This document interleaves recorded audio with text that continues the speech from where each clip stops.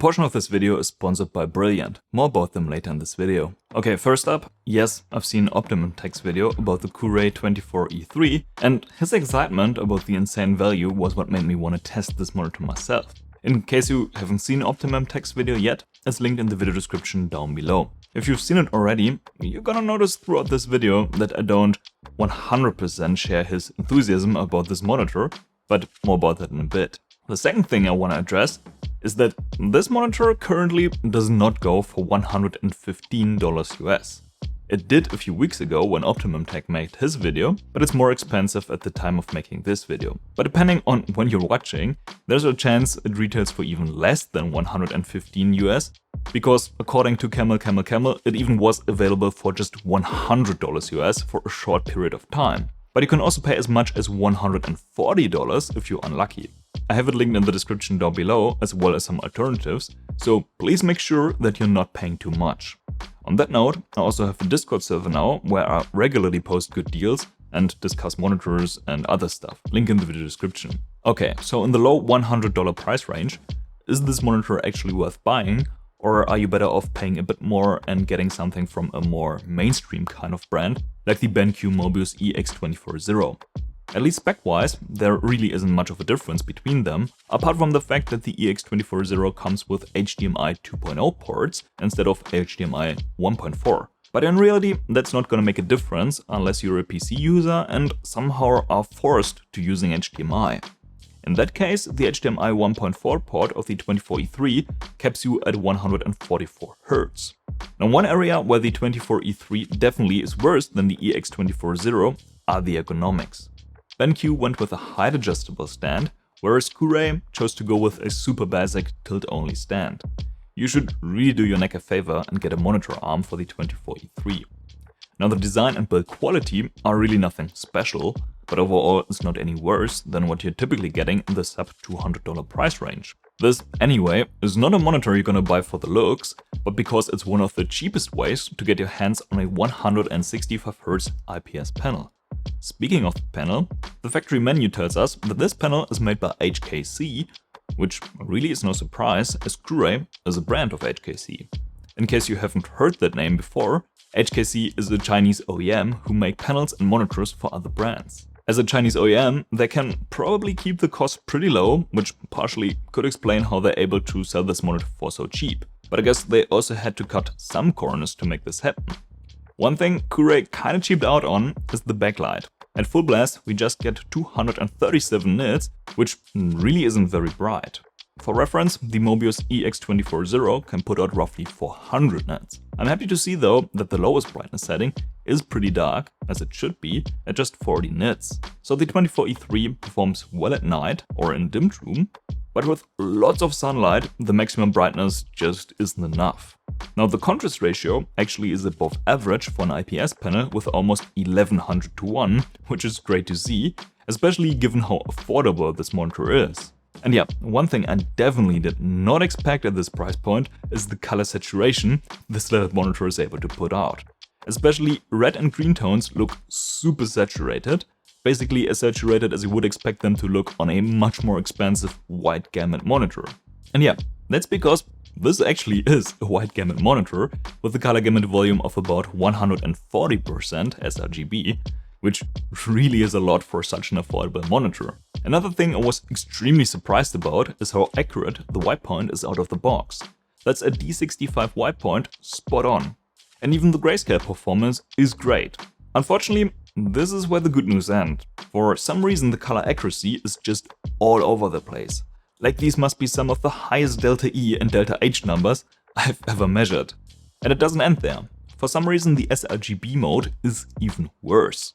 And it's not even clamping the color gamut volume to sRGB, so this might be a contender for the worst sRGB mode ever. These gamut diagrams reveal another fundamental issue with this panel. It really struggles with blue.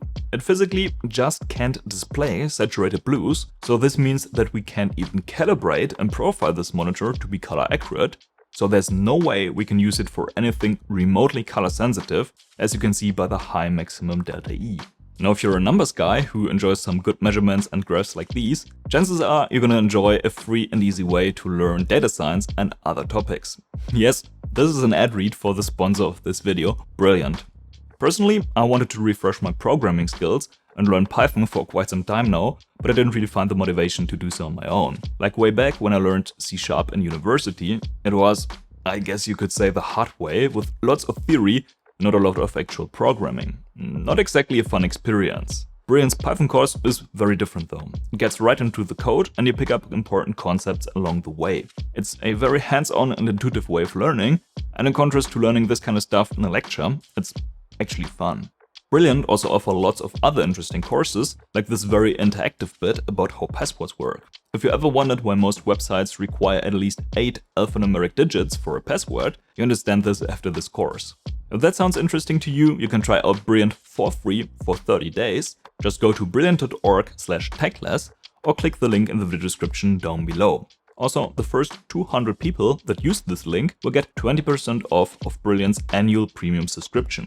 Back to the video. Now, even though the 24E3 cannot accurately display sRGB content even after being calibrated, I'd still highly recommend using an ICC profile, as it can at least improve the color accuracy. In case you don't have a colorimeter, you can download my ICC profile from the video description. It's meant to be used with these settings, which pretty much are the default settings. There's really no point in dialing in custom RGB settings, as the white point is super accurate already. And anyways, the settings options are extremely limited. This must be one of the most basic, stripped down OSD menus I've seen so far.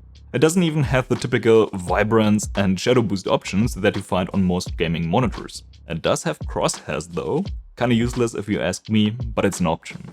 And there's an overdrive setting. So let's actually talk about overdrive and response times.